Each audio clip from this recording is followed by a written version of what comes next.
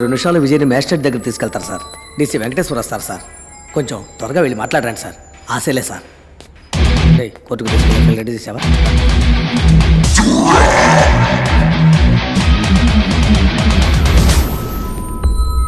రే విజయ్, 30 సంవత్సరాలకు ముందు ఇదే మొహంతో ఒకడు నా ముందుకొచ్చి నుంచున్నాడు. నా కళ్ళలు చెరిపేస్తానని వాడన్న 8 గంటల్లో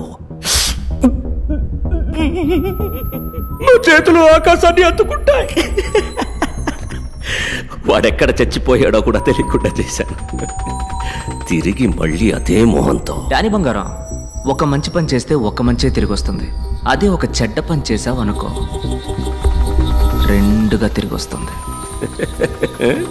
విజయ్ భార్గవ్.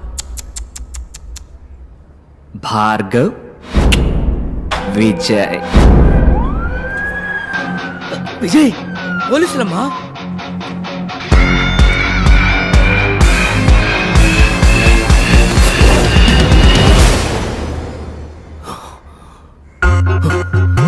ఇప్పుడు శేష క్లినిక్ లో. ఓ, కుర్ర విలన్ అక్కడికి పోయాడా? ఏంటమ్మా నువ్వు చిన్న పిల్లని ఒంటరిగా పంపావు? ముందు ఫోన్ కొట్టు. నేనన్నా 5 నిమిషాలు పంచ్ డైలాగులు మాట్లాడాక యాక్షన్లోకి దిగుతాను. ఆడు పంచ్ కొట్టాక పంచ్ డైలాగ్ మాట్లాడతాడు. చెప్పండి అంకుల్. శేష ఎక్కడున్నా? భార్గవ్ క్లినిక్ లో సంతకం పెట్టిస్తున్నాను. రేయ్, అక్కడున్నది విజయ్ కాదరా, భార్గవ్. పిచ్చాడా? టెన్షన్ లో వాక్ కరెక్ట్ గా చెప్పు. అక్కడున్నది భార్గవ్ కాదరా, విజయ్.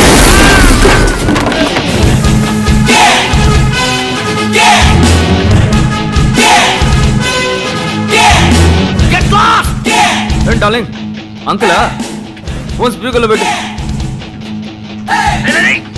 డానీ డార్లింగ్, నువ్వు ఫోన్ స్పీకర్ లో పెట్టాలి. రే విజయ్, పెడతావా మీ అల్లు నేసేనా? వెయిట్. పక్కన మా అన్నగారు ఉన్నారా? WhatsApp bro. ఈ తారని అమ్మని ఏదో కట్ చేస్తామని బెదిరించారు. ఏంటది? ఏంటమ్మా అదేగా కదా? మనకి పిల్ల చేస్తలేం తెలుసు, కత్తి తప్ప. ఎక్కడైతేనే టక్కన కోసేయడమే. తొందరగా వచ్చి కొట్టమని చెప్పు. ఎక్కడుంది అదే? రేయ్ విజయ్, కోసి పరేం షో ఇట్. విజయ్ చెప్పురా. అదేనా కరెక్టా? శేష శేష. నొప్పుకుందా? నీ ప్రియమైన ప్రాణం ఇప్పుడు నా చేతుల్లో ఉంది.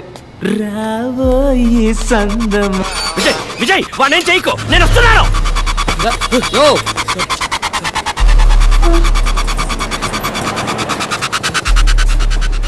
వెళ్ళవయ్యా, ఎక్కడికైనా వెళ్ళవయ్యా, ఏ హాస్పిటల్కైనా వెళ్ళవయ్యా. ఎక్కడికి పోవాలో నాకు తెలుసు.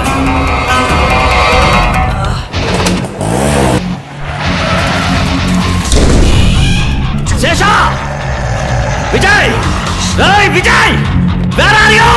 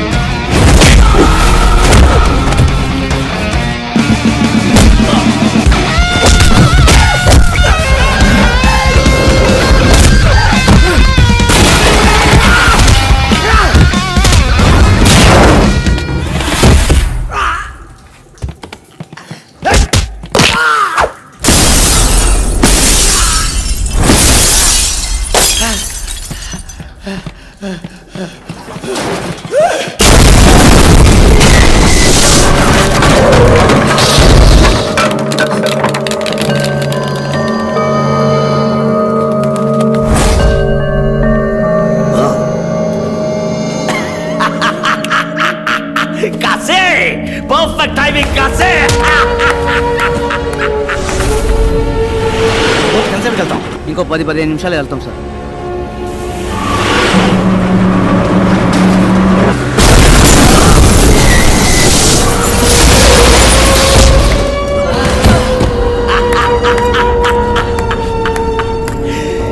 ఏట్రా విజయ్, భార్గవ్ విజయ్ ఆ? కలిపి ఇతన్ని వేసేయాలనుకున్నారా? చచ్చాడు.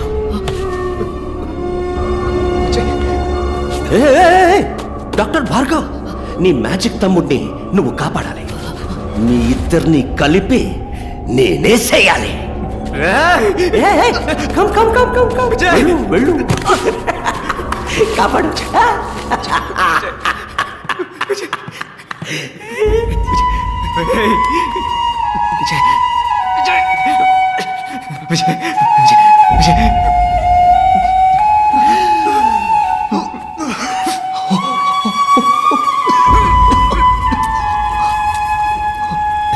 కమాన్ యు బాగర్.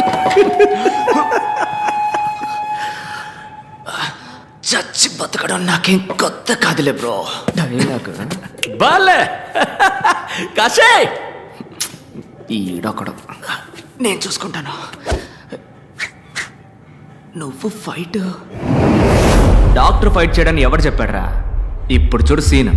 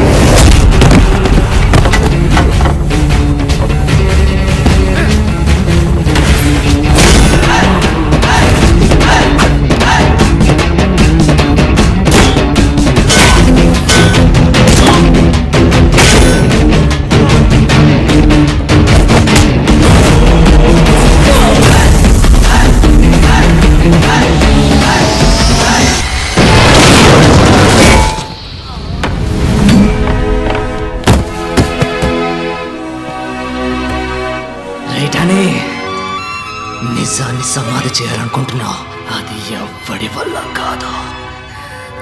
ఆ నిజం 1కి 2గా నీ కళ్ళ ముందుకొస్తుంది.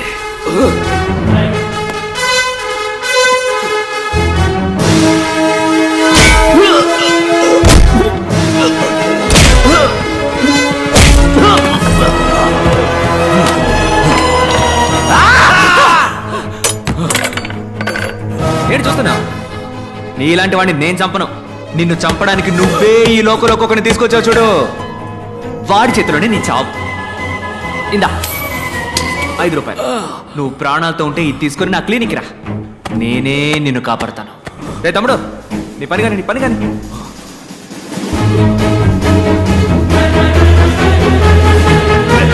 Let's stop. No.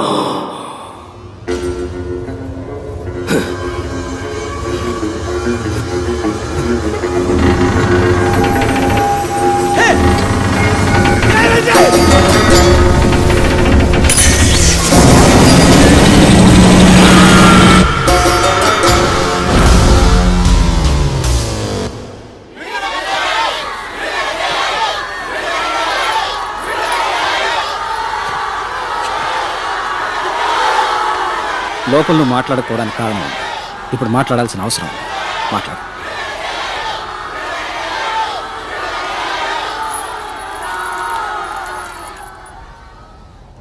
లోపల ఎందరో సాక్షుల ముందు నుంచున్నాను, ఇప్పుడు మీ మనసాక్షి ముందు నుంచున్నాను.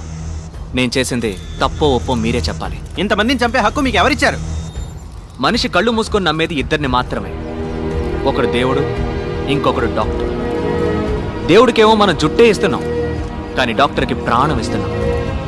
ఆ డాక్టర్ తప్పు చేయకూడదు, తప్పు చేసేవాడు డాక్టర్ అయి ఉండకూడదు.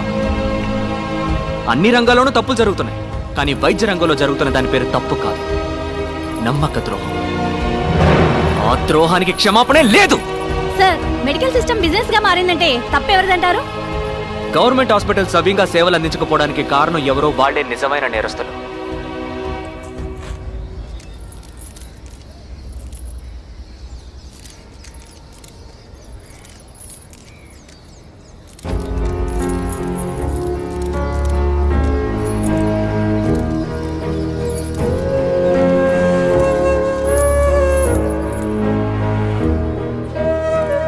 గవర్నమెంట్ హాస్పిటల్లో ఆక్సిజన్ సిలిండర్ లేదు. ఎందుకని లేదురా అని అడిగితే 2 సంవత్సరాలుగా సప్లై చేస్తున్న వాడికి డబ్బులు బాకీ అంట. అది మ్యాటర్. ఇంకో గవర్నమెంట్ హాస్పిటల్లో డయాలసిస్ చేస్తున్నప్పుడు కరెంట్ కట్ అయింది. 4 చచ్చిపోయారు. కేవలం అక్కడ ఒక పవర్ బ్యాకప్ కూడా లేదు. ఇంక్యుబేటర్ లో ఉంచిన ఓ బిడ్డ పందికొక్కు కొరకడం వల్ల చనిపోయింది మన దేశంలోనే. జనం రోగాల పేరుకు భయపడడం కన్నా గవర్నమెంట్ హాస్పిటల్ పేరంటే భయపడుతున్నారు. ఆ భయమే ప్రైవేట్ హాస్పిటల్స్ ఇన్వెస్ట్మెంట్. సార్ హత్యలు చేయడం న్యాయబద్ధం అంటారా? నేను చేసింది హత్య కాదు. ఎవడన్నాడు? చదులు పట్టిన మన వైద్య రంగానికి క్లీనింగ్ ప్రాసెస్. పూర్ణ అనే ఓ చిన్నపిల్లని డబ్బు కోసం చంపేశారు. అలాంటి మరణాలు ఇంకా ఎన్నో ఉన్నాయి. బయటికి తెలియకుండా ఇంకా జరుగుతూనే ఉన్నాయి. ప్రజలకి ప్రభుత్వ ఆసుపత్రుల్లో హక్కుగా దక్కాల్సిన వైద్యం అందక కళ్ళ ముందే అయిన వాడిని పోగొట్టుకుని కన్నీరు మున్నీరవుతున్న సామాన్య ప్రజానీకం అనుభవిస్తున్న ఆ పెయిన్, ఆ కోపం. సార్ ఇప్పుడు చెప్పండి, న్యాయమా అన్యాయమా? న్యాయమే సార్. సార్ అసలు ఏం కావాలి సార్ మీకు? ఆ? ఉచిత వైద్యం. వ్యాపారానికి అనేక దారులున్నాయి, కానీ వైద్యంతో వ్యాపారం చేయకూడదు. ఈ రంగంలో ఉన్న చివరి వ్యాపారిని సైతం తరిమి కొట్టేంత వరకు నా పోరాటం కొనసాగుతూనే ఉంటుంది. మీ అమ్మ నాన్నల్ని మెడికల్ ఎర్రర్ కారణంగా చంపారు, అందుకే మీరు ఇలా చేస్తున్నారు. ఇది మీ పర్సనల్ రివెంజ్ అనుకోవచ్చా? Nothing personal, just service.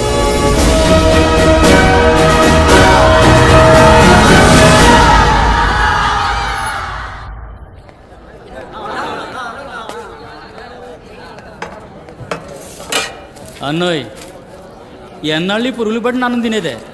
నీ మ్యాజిక్తో హైదరాబాద్ బిర్యానీగా మార్చేయచ్చుగా. రాష్ట్రంలో ప్రభుత్వ ఆసుపత్రిలో చనిపోయిన తన భార్య మృతదేహాన్ని 10 తిండి కిలోమీటర్ల తినేయాల దూరం ఇదొకటే. భర్త తన భుజాన వేసుకుని నడిచి వెళ్లిన సంఘటన చోటు చేసుకుంది. దీనిని అన్నో, ఒరిస్సా రాష్ట్ర ఆడి పెళ్ళాం సచ్చినందుకు ఎడతాడా లేక పెళ్ళాం సేవం తగలేటడానికి డబ్బులు లేవని ఎడతాడా? ఆ ప్రాంత గొప్ప సంకటం అన్నా. అసలు ఈ సర్కారు వాళ్ళు ఏం చేస్తున్నట్టు అన్నా? ఆ? తిండి తినే మూడే పోయింది. అన్నో, నువ్వు గాని ఎలుపులుంటే ఈ పాటికి ఒరిసాకు పరుగు పెట్టేవాడు కదూ. ఆ?